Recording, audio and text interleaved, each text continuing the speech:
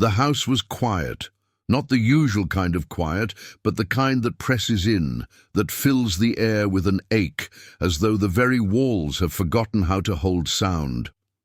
Sarah sat at her kitchen table, the same table where, years ago, she used to pray aloud with joy, but now it felt like a foreign place.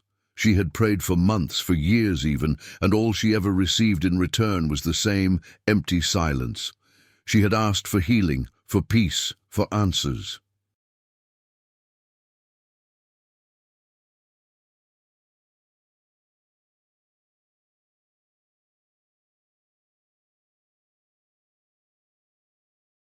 Her prayers had become routine, words spilling out without expectation, and when no reply came, when her faith felt unheard, the silence grew heavier, deeper.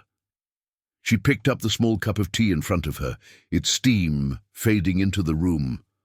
Her fingers traced the rim, remembering how easy it once was to feel God's presence in everything. Now, it was as if he had closed the door and walked away.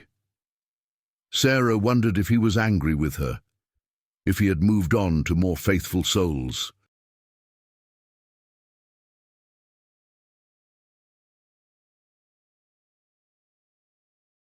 Maybe she had been too broken for him to reach, too filled with doubt.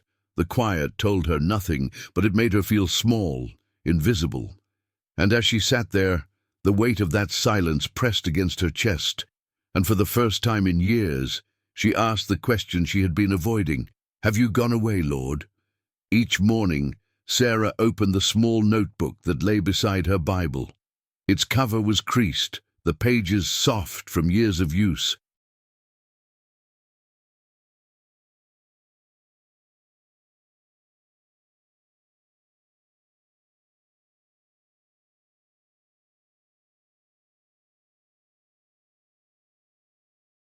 Names filled every line, her children, old friends, neighbors, people she'd promised to pray for.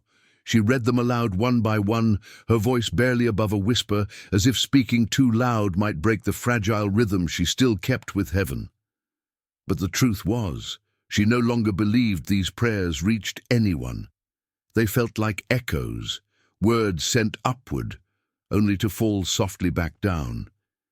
Sometimes she would pause mid-sentence, waiting for something, a warmth, a sense, a sign.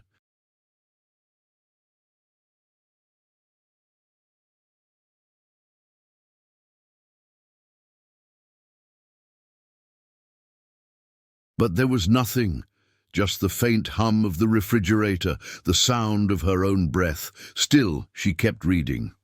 There was comfort in the routine, a kind of discipline that tethered her to who she once was.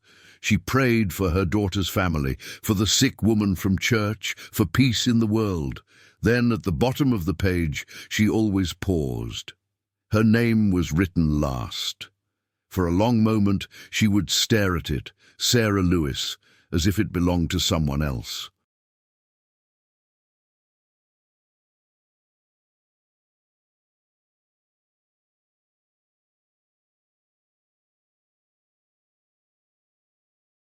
Then she would whisper, "Lord, if you have any love left for me, remember her too." And though the room stayed still, somewhere beneath the silence, something unseen stirred. A faint movement, a patient listening. He had never stopped hearing. She just hadn't noticed that he still was. Tucked inside her worn Bible was a folded piece of paper, yellowed at the edges, the ink faint from time and the press of her fingertips.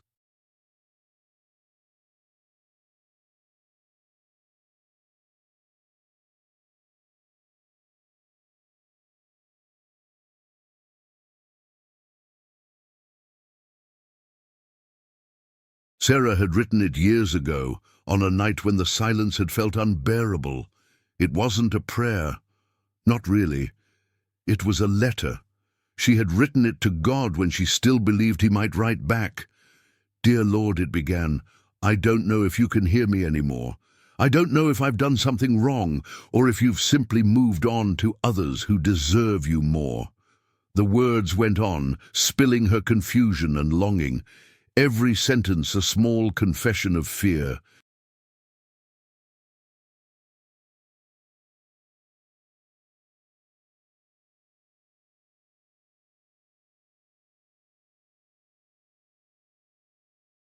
When she finished, she'd folded the page neatly and slipped it between the Psalms, somewhere between her favorite verses about God's faithfulness and her growing doubt that those promises still included her. She'd never opened it again. It was easier that way, easier to live with unanswered prayers than to face what she might read there. Sometimes while dusting the table, her fingers brushed the edge of that page, and she'd feel a pang, not of guilt, but of memory.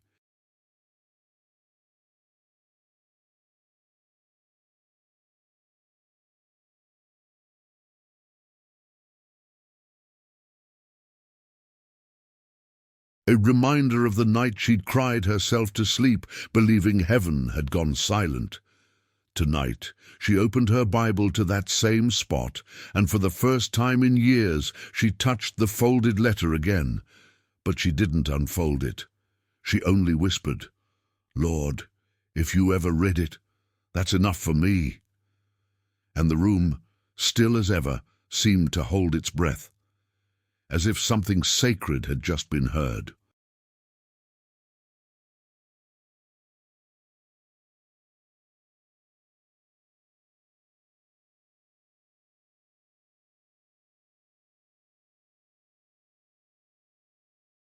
That evening the rain began, slow at first, then harder, until it filled the small house with the sound of falling water.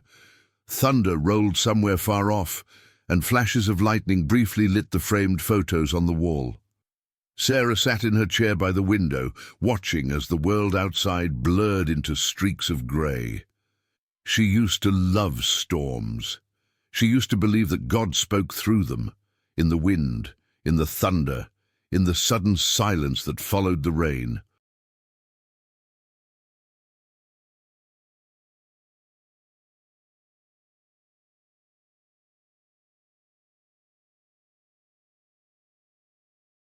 But lately, they only reminded her of the noise inside her own heart, a storm that had no end. She whispered softly, "Do you still move in these things, Lord? Do you still speak in the wind?" Her voice trembled, half in prayer, half in pain. The rain hit the glass harder as if in answer, but she couldn't tell if it was mercy or indifference. For a moment, she thought about all the times she had felt his nearness, times when his presence had been unmistakable.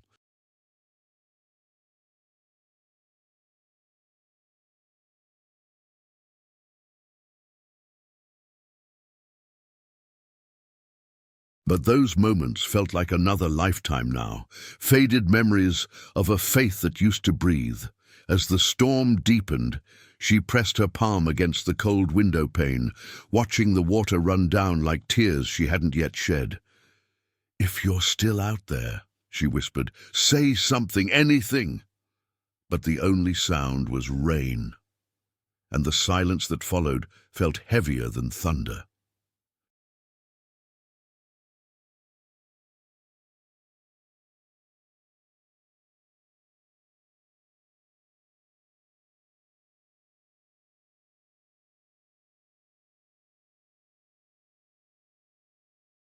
Still, beneath the noise, a quiet truth waited. He was closer than the rain that touched her window. The next morning came grey and still. The storm had passed, but the heaviness it left inside her had not. Sarah sat at the kitchen table, her Bible closed before her, a cup of tea gone cold at her side. For the first time in her life, she didn't pray before breakfast. She wasn't angry. She was tired. Tired of talking to the ceiling, tired of listening to silence and calling it faith.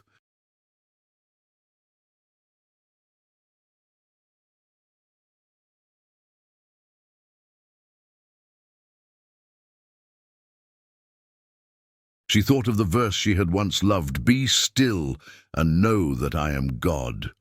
But being still had only made her feel forgotten. For 3 days, she didn't pray at all. Not one word. She moved through her house like a shadow, doing what needed to be done, watering her plants, feeding the cat, folding the same towels she'd folded 100 times. Each small task was a way to fill the quiet that prayer had once filled.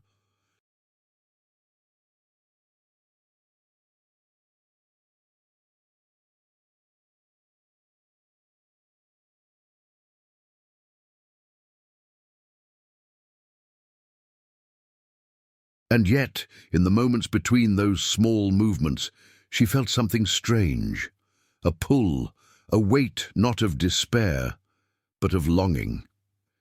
It was as though silence itself was watching her, waiting. On the third night, as she sat in her chair staring at the same unread Bible, she said softly, "If you want me to stop talking, I will, but if you still want me, you'll have to speak first." The words surprised her. They hung in the air like a dare. Fragile, honest, raw.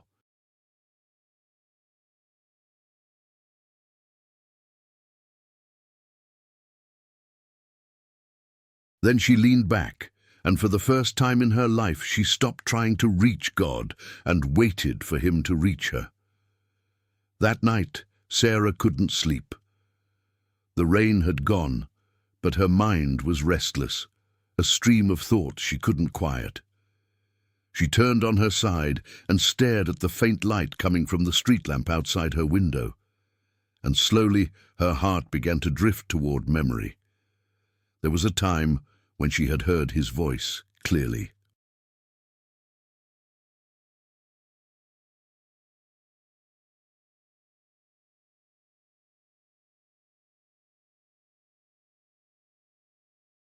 Not with her ears, but with that unmistakable knowing that used to stir inside her when she prayed.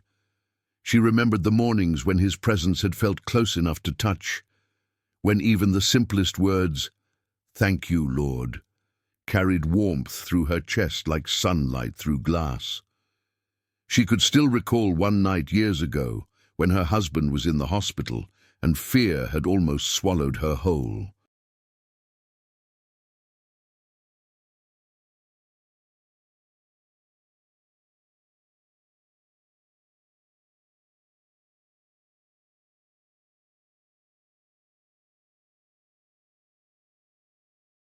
She had cried out, "I can't do this alone!" And in that moment, a voice inside her heart had whispered back, "You're not." It had been enough to keep her going. But now, that memory felt like something from another life. The voice had faded, the warmth had gone, and the silence had taken its place like fog over an old field. She closed her eyes and whispered, "Where did you go?" The question wasn't angry. It was weary, aching, honest.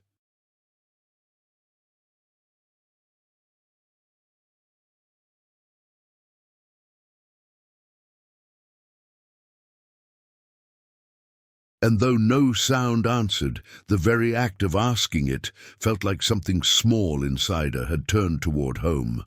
Because sometimes faith doesn't begin with believing again. It begins with missing the voice that once spoke peace. The quiet had gone on too long. Sarah felt it pressing against her chest like a weight she couldn't shake.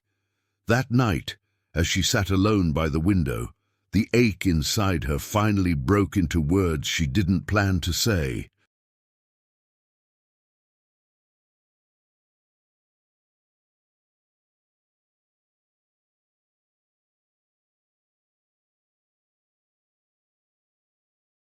"I don't understand you anymore," she said aloud, her voice trembling. "I've prayed and prayed for years, and you never answer. You say you're near to the broken-hearted, but I've been broken for so long, and all I've ever felt is this emptiness." Her hands gripped the arms of the chair. Tears filled her eyes, but her voice grew stronger. "What did I do wrong, Lord? Why did you stop speaking to me? Did I fail you somehow?"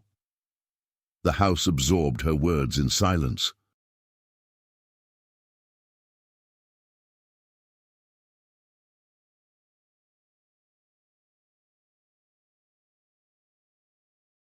The clock ticked on, the wind moved through the trees, and still there was no reply. Her anger rose, not wild, but deep, like something long held finally allowed to breathe. "Do you even remember me?" she whispered, her voice breaking now. "I used to feel you so close, and now it's like I'm talking to air." The words hung in the room, heavy, trembling, alive. Then she sank back into her chair, her tears falling freely at last. For a long while, nothing happened.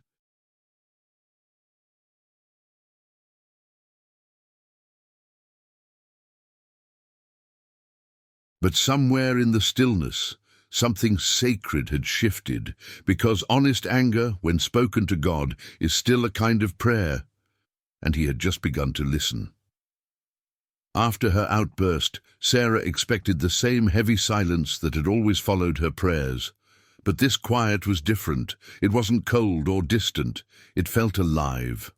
The air in the room seemed to deepen, as if something unseen had leaned in close to listen. Her anger slowly melted into exhaustion.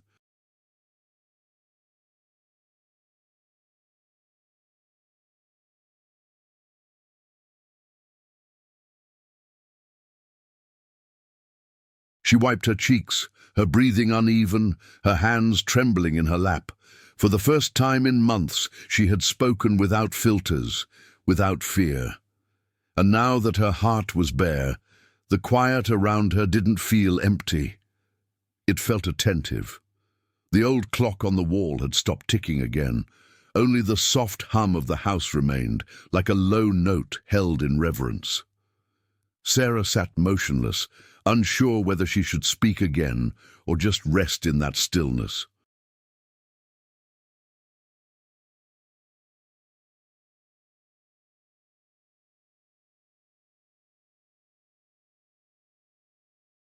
Something inside her whispered, "Don't move, don't rush this." Minutes passed, or maybe hours. Time seemed to lose its edges, and somewhere between one breath and the next, she felt a strange calm settle over her shoulders, as though an unseen hand had laid upon them in quiet comfort. No words came, no vision, no sound, but deep inside she sensed what her heart had long forgotten. That silence could be sacred too.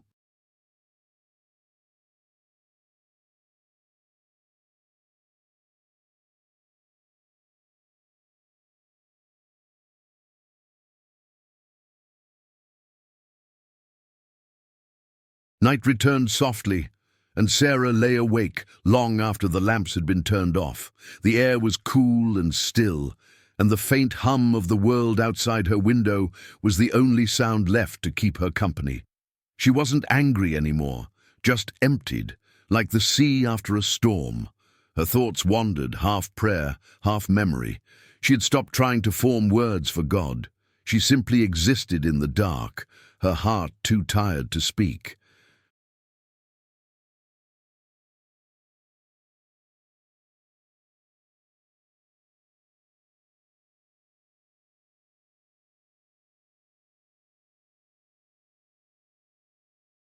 And that was when she felt it, a stillness within the stillness, a weightless quiet that felt alive. Her breath caught. She didn't move. At first, she thought it was her imagination, that her weary mind was playing tricks, but then, like a soft breeze brushing past her soul, she heard it, not through her ears, but deep inside her chest. Sarah. Just her name, spoken so gently it trembled through her bones.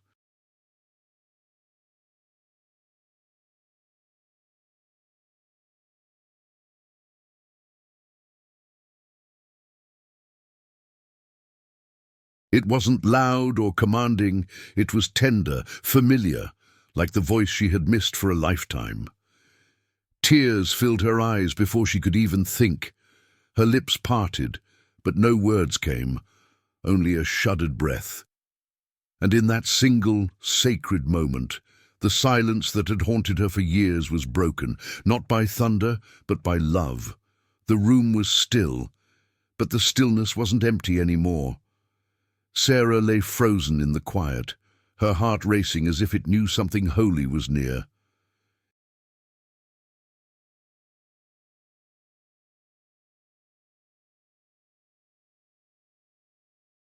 Her eyes filled with tears she didn't wipe away, afraid that even the smallest movement might chase the moment away. Then, from that same deep place where her name had come, she heard it again. This time, words. Soft, clear, certain. I'm still here. 3 simple words, and yet they shattered her years of silence like glass. Her breath broke on a sob. She pressed her hand to her chest as if to steady a heart too full to contain what it felt. It wasn't imagination. It wasn't memory.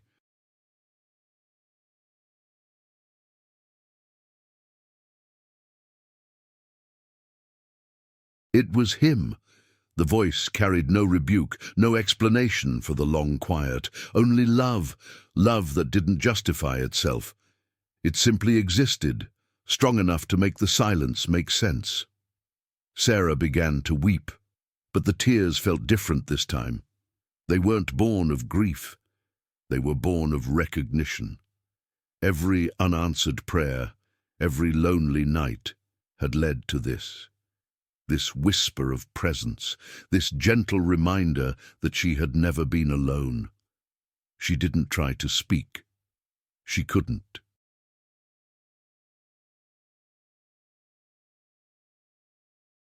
She only breathed out a trembling, "Thank you." And for the first time in years, he answered, not in thunder, not in words, but in the warmth that filled the room like dawn. Sarah sat up slowly, her blanket slipping from her shoulders. Her whole body trembled, not with fear, but with the weight of what had just happened. The words still echoed inside her. I'm still here.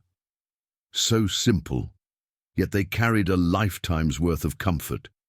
And then, without trying, she began to cry.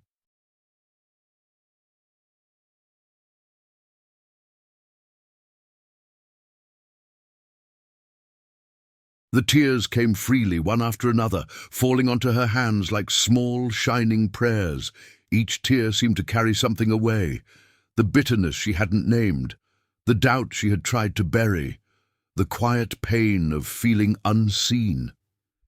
It was as though the years themselves were being washed from her heart, every moment of silence cleansed by mercy she didn't know she still believed in. Her breath came in short gasps, but the more she cried, the lighter she felt.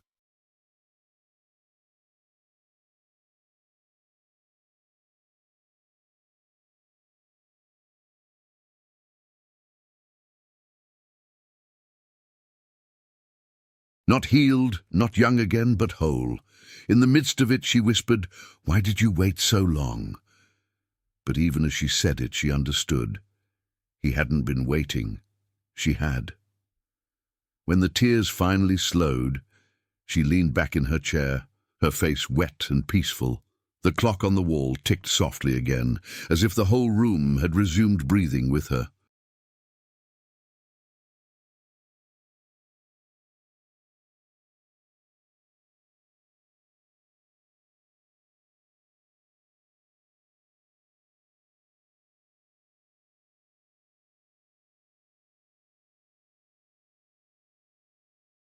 And in that quiet, she smiled through her tears and whispered, "You never left me, did you?"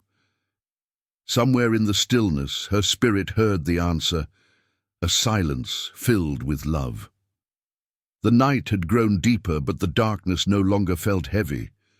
Sarah sat quietly, her breathing calm, her heart still echoing with that sacred whisper. The room seemed alive now, the shadows softer, the silence tender.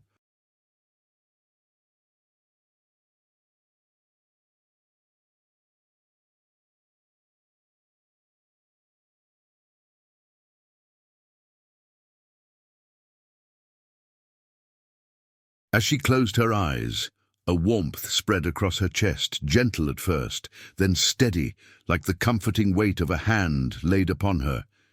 It wasn't imagination, it was presence. She could feel it, a love too near to be unseen.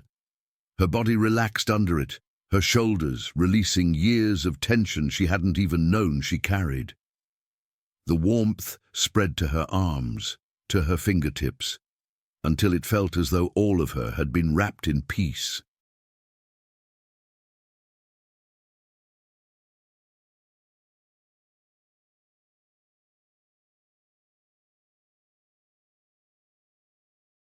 Tears came again, but this time they were quiet. Tears of being held, not broken. She whispered softly, "Jesus, you're really here." And though no sound replied, the warmth pulsed once, like a heartbeat beside her own. That was enough. She didn't need words anymore. This still, invisible nearness, was the answer to every prayer she had ever prayed. He hadn't come to explain the silence. He had come to sit in it with her. Morning light crept into the room, soft and pale.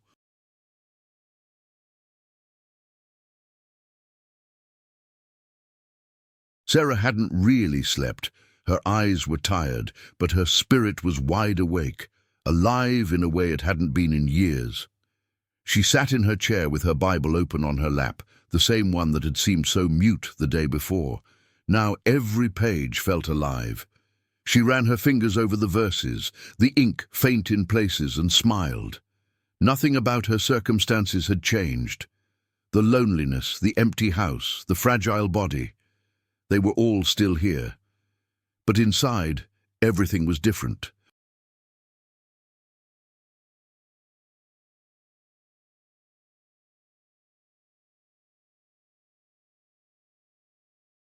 The silence had changed its meaning. She realized now that God had never stopped speaking. He had spoken through the waiting, through the ache, through the quiet that had seemed endless.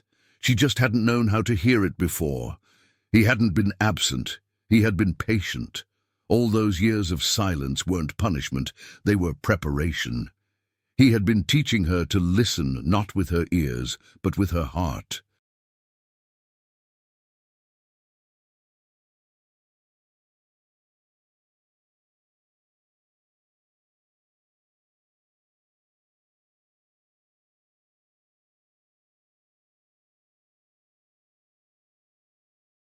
Sarah leaned back, eyes closed, and whispered with a faint smile, "You weren't quiet after all, were you?" The sunlight warmed her face, and the room seemed to glow, not with sound, but with understanding. For the first time she was grateful for the silence. It had been his way of bringing her home. The next morning, Sarah woke with a quiet sense of peace.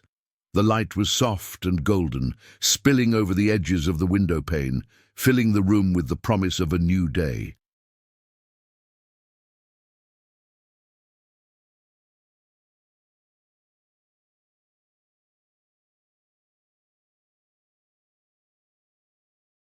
For the first time in a long while, she didn't feel the weight of the past, or the questions that had once followed her like shadows. The sunrise was simple, the way the world outside had always risen, unhurried, unapologetic. But today it felt sacred. The soft glow that filtered through the curtains wasn't just sunlight. It was a reminder of the promise that still held her. Sarah rose from her chair and moved toward the window.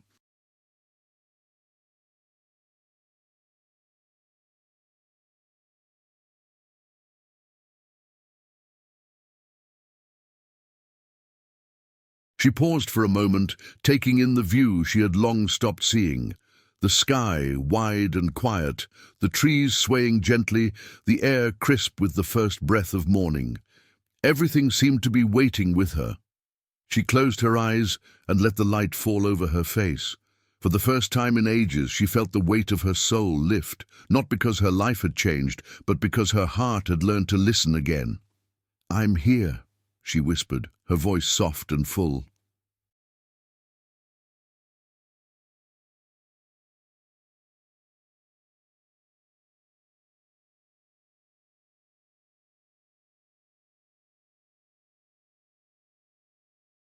Thank you, Lord, for bringing me back to this. The silence between her words felt alive, like the beginning of something new, something she had been waiting for all along.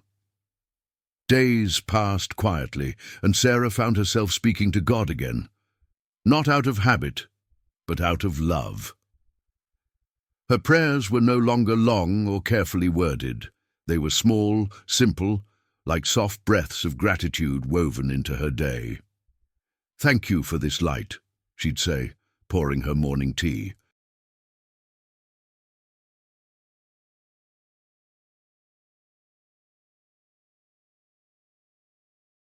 "Stay near," she'd whisper before sleep. She didn't need to ask for much anymore. The ache that once filled her prayers had been replaced by the gentle rhythm of companionship.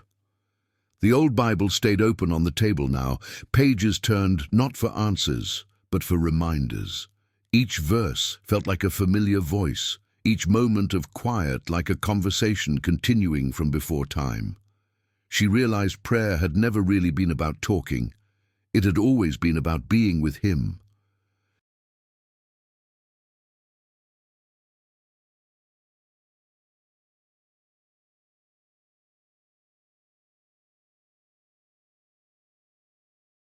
Sometimes she would smile mid-sentence, forgetting what she'd meant to say because the peace itself was enough. Even silence felt full now, as though her walls had learned the sound of his presence. Sarah began to notice beauty again. The light in the window, the sparrow that visited the fence each morning, the warmth of a cup held in trembling hands. Every small thing became sacred. Every moment, a prayer.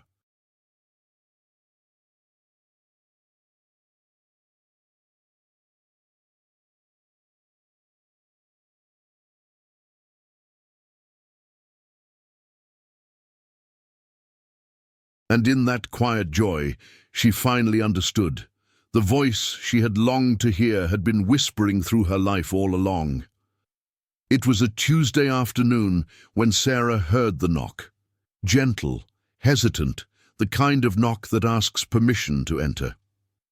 She wiped her hands on a towel and shuffled to the door, half expecting it to be the mail carrier or a delivery left behind. But when she opened it, a young woman stood there holding a small basket of muffins. "Hi, Mrs."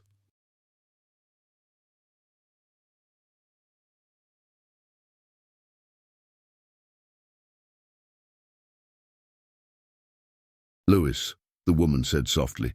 "I'm Emily. I live across the street. I hope you don't mind me stopping by. I just felt like I should."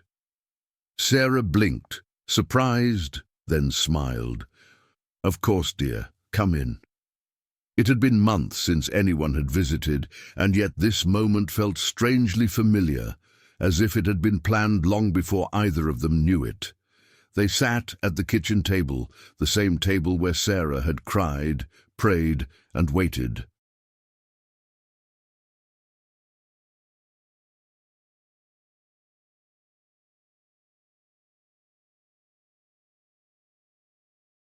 Emily talked about her children, her husband's new job, and then, almost shyly, said, "I've been struggling lately. I keep praying, but it feels like God doesn't hear me." Sarah looked at her for a long moment, her heart full. Then she reached across the table, took Emily's hand gently and smiled. "Oh, sweetheart," she said softly, "he hears you. Even when you think he doesn't, he's already listening." Tears welled in Emily's eyes, and Sarah felt her own vision blur.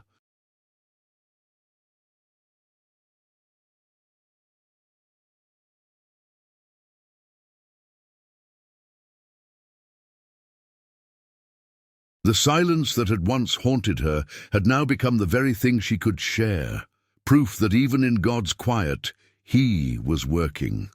The visit was short, but when Emily left, Sarah stood by the door and whispered, "Thank you, Lord, for sending her." And somewhere deep inside she knew he whispered back, "No, my child, I sent you." The next Sunday, the sun rose bright and clear. the kind of morning that made the air shimmer with stillness.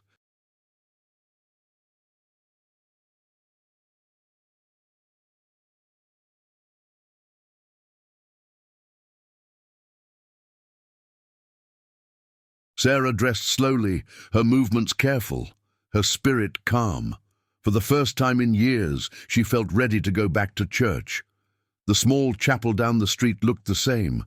Same white steeple, same wooden benches, same faces now lined with time. When she stepped inside, a few people turned, surprised and smiling. "Sarah," one woman whispered, "we've missed you."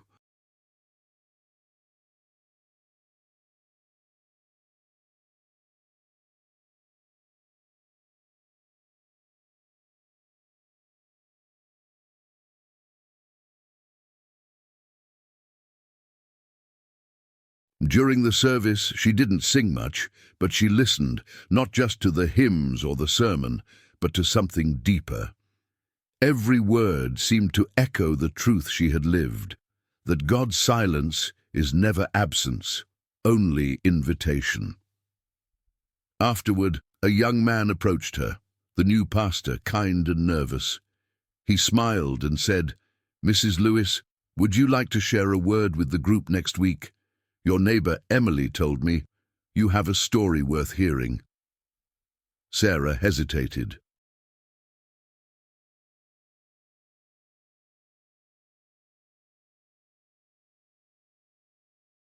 For a moment, she thought of all the nights she had spent alone, crying out to heaven, begging for a voice that never came, until it did. Then she nodded, tears soft in her eyes. "Yes," she said quietly, "I think I would." And when she returned home, she sat at her table, opened her Bible to a clean page, and began to write her story, not to prove, not to teach, but to remember.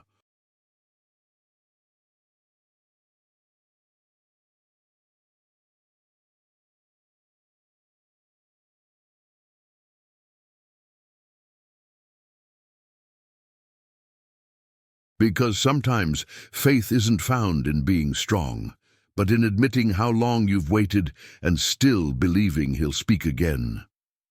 The days that followed moved gently, each one carrying a quiet rhythm that felt almost holy. Sarah's mornings no longer began with questions, but with gratitude, for the light that came through her window, for the air that filled her lungs, for the presence that no longer hid in silence.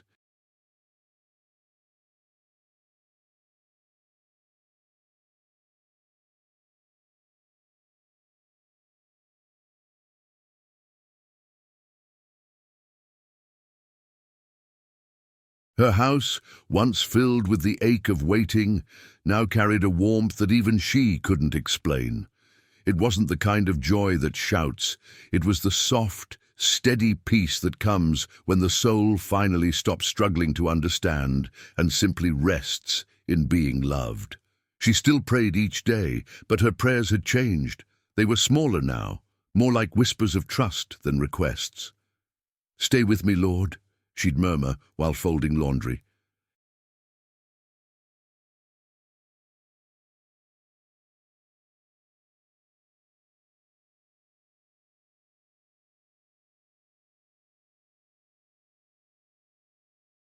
"I know you're here," she'd breathe before bed. And every time she felt the quiet pulse of presence around her, as though the whole world had leaned closer to listen. When she walked through her home, she found herself humming again. No hymn in particular, just a small melody of peace that seemed to rise from somewhere deep within her. Even the silence, the very thing that had once terrified her, now felt like a friend. Because peace hadn't come in the absence of silence.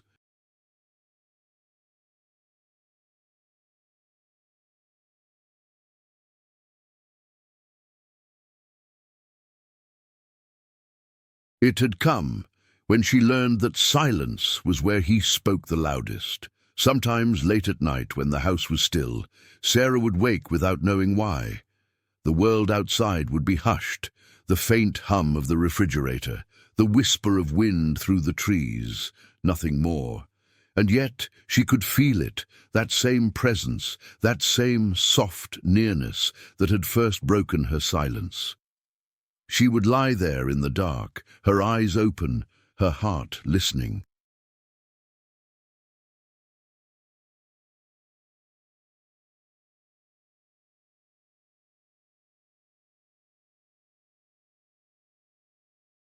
Not for a sound, but for him, and almost always, somewhere deep within, she would hear it again, the gentlest voice, the same one that had once called her name. "I'm still here." Those 3 words had become the rhythm of her days, the pulse beneath her every breath. They met her in the morning light, in the creak of the old floorboards, in the quiet moments between thoughts. He no longer spoke often, because he didn't need to. His love had become constant, woven into everything.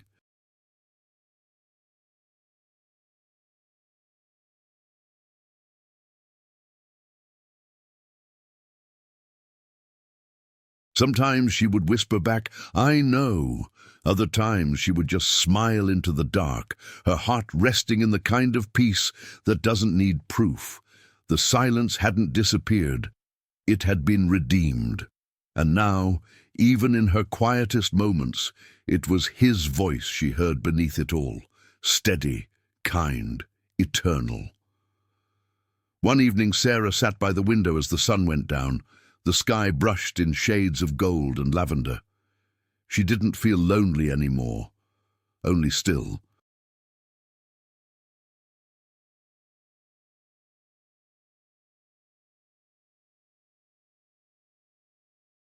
The kind of stillness that feels like the world holding its breath in reverence. Her Bible rested open beside her, a page she had read 1,000 times before. "Be still and know that I am God." For years, that verse had sounded like a command. Now it felt like an invitation, a gentle reminder that the silence she had once feared was never the absence of his voice, but the place where his love had learned to speak. She closed her eyes and breathed deeply.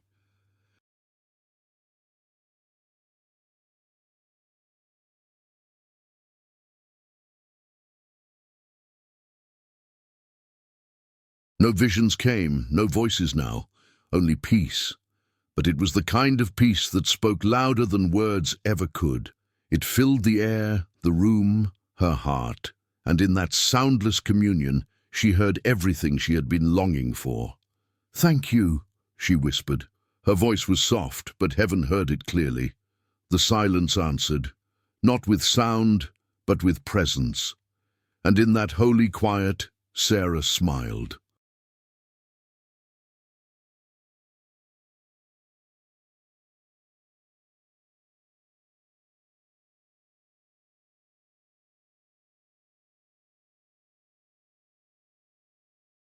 She no longer needed God to speak out loud, because at last she could hear him everywhere.